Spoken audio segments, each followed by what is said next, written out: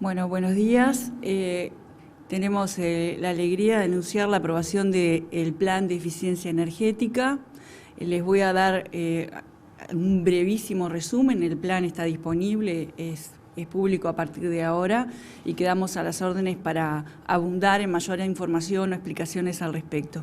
Este plan tiene como meta el evitar el consumo de 1.690 kilotoneladas equivalentes de petróleo en el periodo que va desde acá hasta 2024. Para tener una idea, eso es el equivalente al 45% de lo que fue la matriz energética total en el año 2012. Estamos hablando de una energía evitada acumulada de acá al 2024. El plan contempla medidas generales que atraviesan a todos los sectores y medidas sectoriales. Dentro de las medidas generales tenemos en el ámbito jurídico, en el ámbito de promoción de herramientas financieras y también en el ámbito de la difusión y de la educación en temas de eficiencia energética. El plan se propone, por ejemplo, voy a dar algunos ejemplos, estrechar vínculos con toda la educación para introducir cada vez más conceptos de eficiencia energética y de energía en general en la currícula de educación primaria y de la enseñanza media.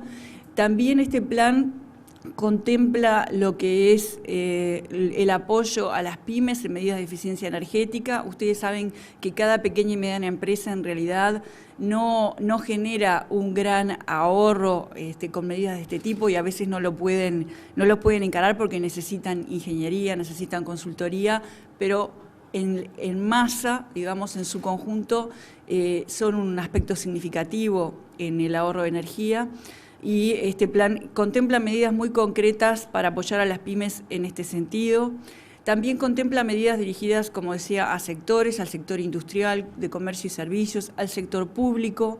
Para el sector público nos proponemos apoyar a todos los organismos en el desarrollo de planes de eficiencia energética y nos proponemos que este plan general de eficiencia energética se lleve adelante en clave de desarrollo.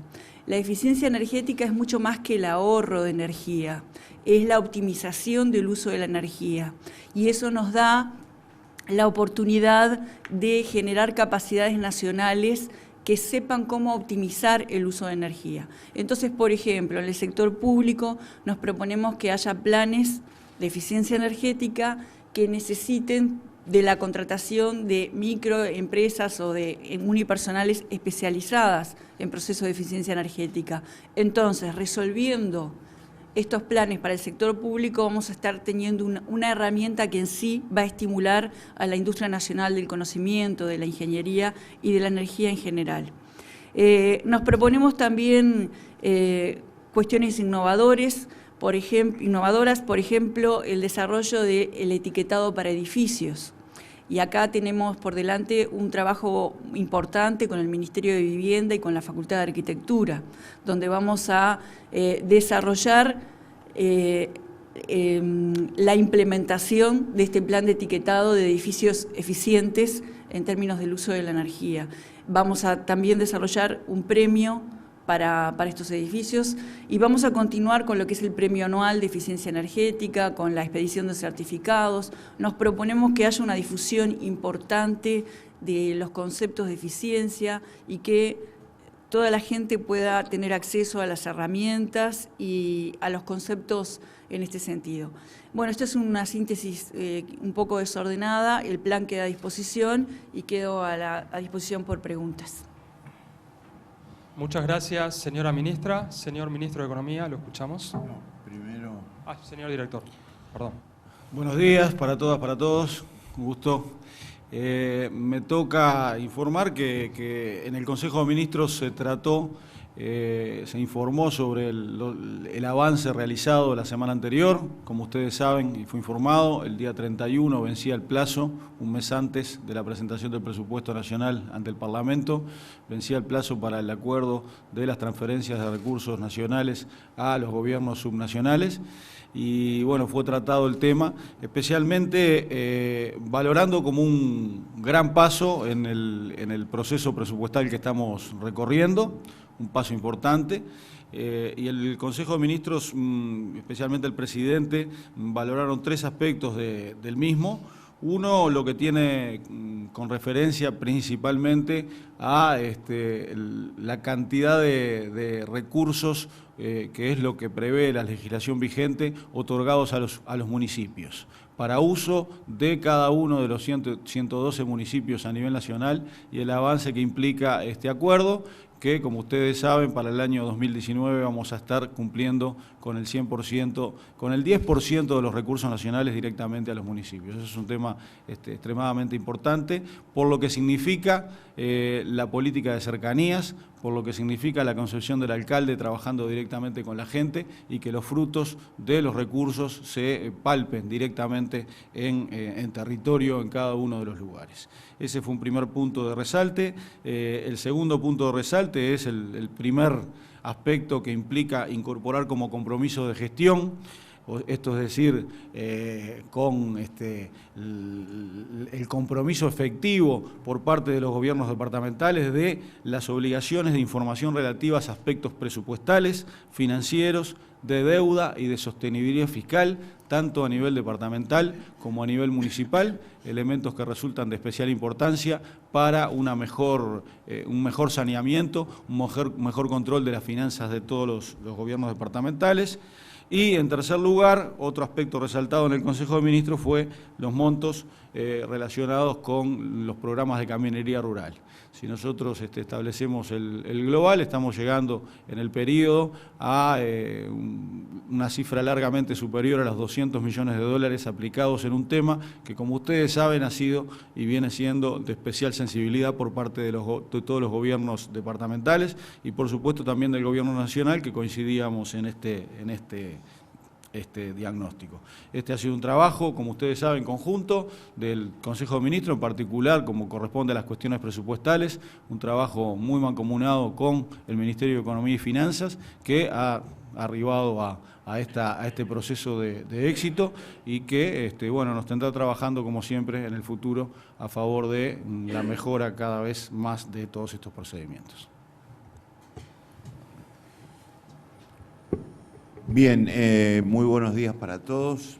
Confirmando lo que decía el señor director de la Oficina de Planeamiento y Presupuesto, creo que hemos dado la semana pasada un nuevo paso en una historia que se inició con los gobiernos del Frente Amplio y que se confirma periodo a periodo, y es las transferencias de recursos del Gobierno Nacional a los departamentales y a través de ellos a los municipios.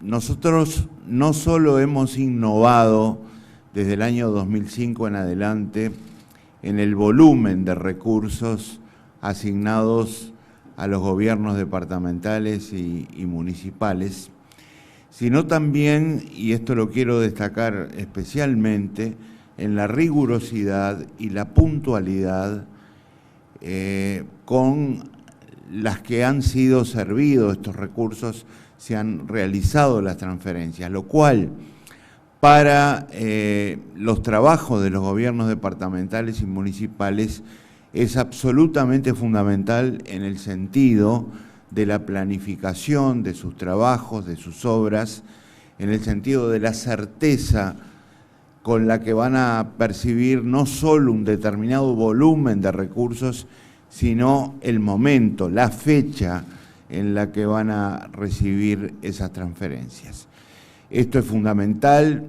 El director García recién mencionaba un tema esencial para los gobiernos locales, como es la caminería rural. Yo agregaría que, así como la caminería rural asume una importancia especial en estos trabajos, también hay otros de escala local que son fundamentales y en muy buena medida son financiados y apoyados por estos volúmenes de recursos. Así que, simplemente confirmando lo que decía el contador Álvaro García, nosotros estamos muy contentos de haber dado un nuevo paso Ahora con algunas novedades por la presencia del apoyo a los gobiernos municipales, que es muy importante sobre todo para llegar a ese tercer nivel de gobierno que está tan cerca de las vidas cotidianas de la gente y por lo tanto sus necesidades, sus aspiraciones, sus deseos. Muchas gracias. Muchas gracias, señor ministro. Abrimos a continuación un espacio de intercambio con los periodistas presentes. Mucho gusto. De León, de Canal 12. Concretamente, ¿ya está establecido de qué manera se va a repartir a cada intendencia el monto acordado la semana pasada en el Congreso de Intendentes? ¿Y qué elementos se van a tener en cuenta para comenzar a otorgar esos fondos, verdad? El criterio de distribución de los fondos nacionales entre las intendencias departamentales es el mismo criterio de distribución que se realizó en los últimos periodos. Esto hemos coincidido en la visión también con los intendentes acerca de que es necesario revisionarlo. Ya habíamos anticipado de alguna manera que el periodo que tenemos para trabajar es muy corto para resolver demasiadas cosas y revisionar los porcentajes de distribución de los recursos nacionales a las intendencias departamentales es un tema que requiere su trabajo técnico, su trabajo de análisis y su discusión política, obviamente. Nosotros nos comprometemos en este periodo de gobierno a dar esa discusión con tiempo, eventualmente para en el próximo periodo presupuestal tener una propuesta diferente, más adecuada a la realidad actual, porque esta distribución data ya de algunos años, ¿verdad?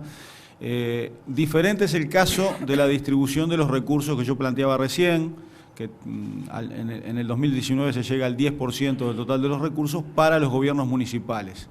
Allí se establecieron otra serie de parámetros que fueron informados y que están disponibles, que tratan de adecuar a nuestra realidad actual la distribución a nivel de municipios. Así que en materia de distribución esa es la situación y en materia de cumplimiento es lo que decía recién el ministro Astori, como así ha sido a rajatabla durante los últimos 10 años, también lo va a ser en este periodo para el mejor cumplimiento de las obligaciones de los gobiernos tanto departamentales como municipales. Buenos días, Ken Parks de Bloomberg News. Una pregunta para los ministros. Me gustaría saber si en el Consejo de Ministros el día de hoy se abordó el tema del paro general que convoca el PIT-CNT para jueves y si el gobierno tiene alguna postura sobre dicho paro. Gracias. No se abordó. No sé si entendí bien la pregunta. ¿Se refiere al paro? Paro general, sí, para el 6 de agosto. Yo quisiera no ingresar en comentarios sobre medidas que toma el movimiento sindical, porque me parece que hay que guardar la debida distancia entre el gobierno y las organizaciones sociales. El gobierno está para gobernar y no para comentar las decisiones que toman las organizaciones sociales. Y al mismo tiempo estas últimas obviamente están en la defensa de los intereses de sus representados. No creo que sea bueno que unos y otros ingresemos en los ámbitos que nos corresponden. Por lo tanto, en mi opinión personal, preferiría no hacer ningún comentario al respecto. Buenos días, Pablo Martínez de Radio Rural. Volviendo al tema de la distribución de fondos para las intendencias, director García, quería consultarle cómo está con respecto al cumplimiento de metas de los periodos anteriores de las intendencias y la entrega de fondos, y qué se acordó en ese sentido para estos próximos periodos. Bien, justamente el punto A del primer punto de la propuesta que aprobó el Congreso de Intendentes y que luego aprobó la Comisión Sectorial de Descentralización es el segundo punto que yo estaba planteando anteriormente. Se incorporará como compromiso de gestión la inclusión de las obligaciones de información relativas a los aspectos presupuestales, financieros, de deuda y de sostenibilidad fiscal. Se ha venido avanzando en este proceso. Vamos a afinar estos criterios basados en este punto de acuerdo a favor de disponer de la información en tiempo y forma de todos los gobiernos departamentales y también del uso de los recursos a nivel municipal para un mejor análisis y para que efectivamente no se produzcan desviaciones importantes con referencia a lo propuesto por los propios gobiernos departamentales, ¿verdad?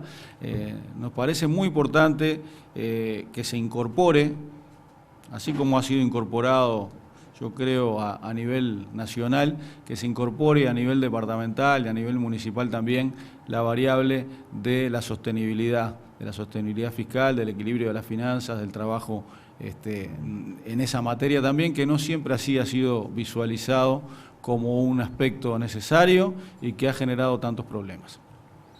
Un pequeño complemento, no hay que olvidar que tenemos disposiciones constitucionales y legales que también hay que cumplir y que por supuesto inciden en la distribución de los recursos, como el artículo 214 de la Constitución y el Fondo de Desarrollo del Interior.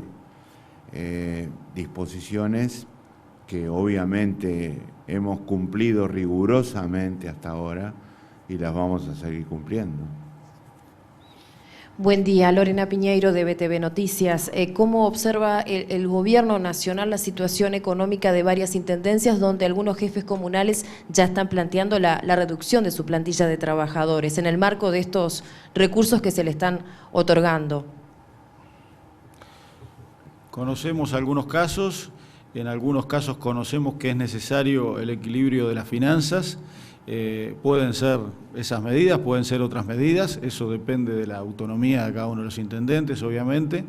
Y en algunos otros casos también hay temas zafrales que tienen que ver con que algunas intendencias tienen mayores niveles de recaudación en los meses de verano o en los primeros meses del año, llámese por motivo de la cobranza de la patente o de la contribución, y que luego en el correr del año, mitad de año, pueden tener dificultades que no necesariamente son dificultades estructurales, sino que son coyunturales. Así que estamos para colaborar. Los compromisos de gestión no son ni más ni menos que trabajar conjuntamente con los gobiernos departamentales, a favor también muchas veces del propio fortalecimiento de los mismos para el análisis de sus propias finanzas. Así que ese es con el espíritu que encaramos esta tarea. Un pequeño complemento es que, como decía Álvaro García, no solo estamos para colaborar, ya venimos colaborando hace tiempo, porque el Ministerio de Economía realizó anticipo de tesorería para gobiernos departamentales en crisis financiera y fiscal, como por ejemplo lo que hicimos con el departamento de Salto, que tenía enormes problemas para pagar las retribuciones de sus funcionarios. En cuanto a las medidas para corregir estas situaciones tan anómalas, obviamente dependen de la realidad específica de cada departamento.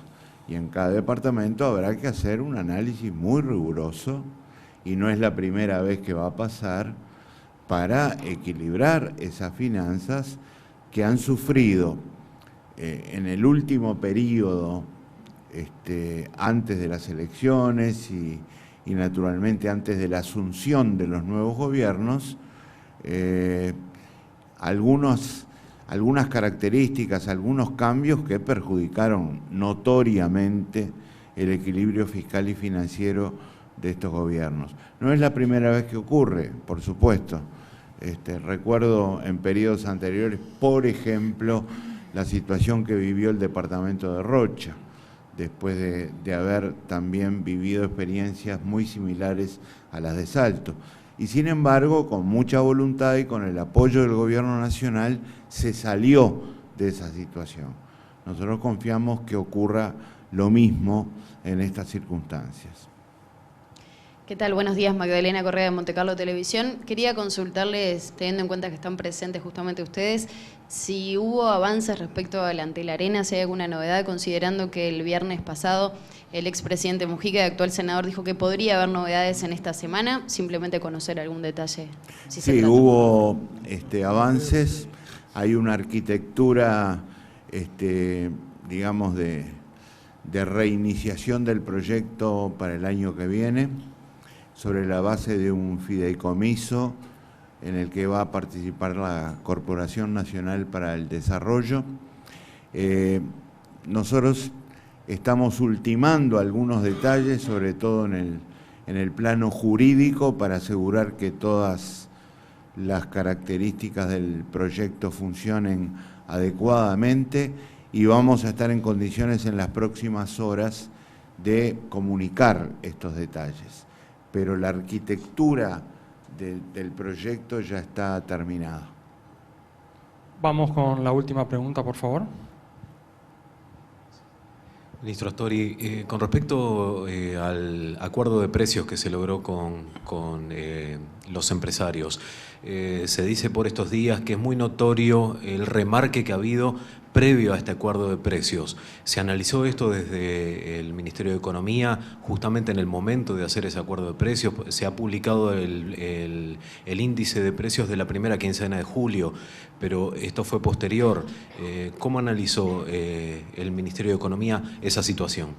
Bueno, esta experiencia no es la primera vez que la realizamos.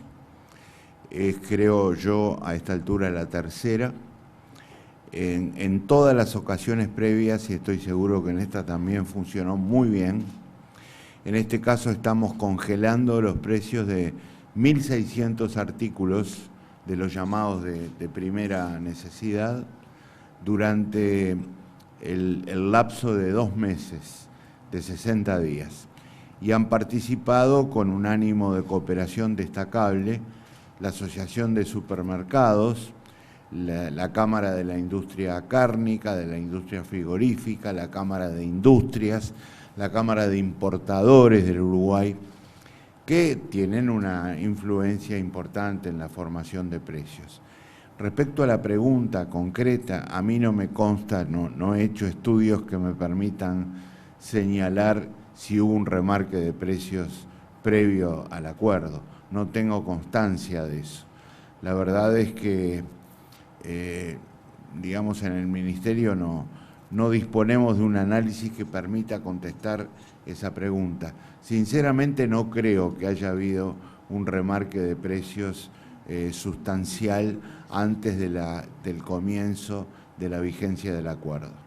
Lo que sí hemos visto es una disposición importante a colaborar y naturalmente nuestra esperanza de que esto contribuya a desalentar sobre todo expectativas inflacionarias y no se ayude a equilibrar la evolución del índice de precios.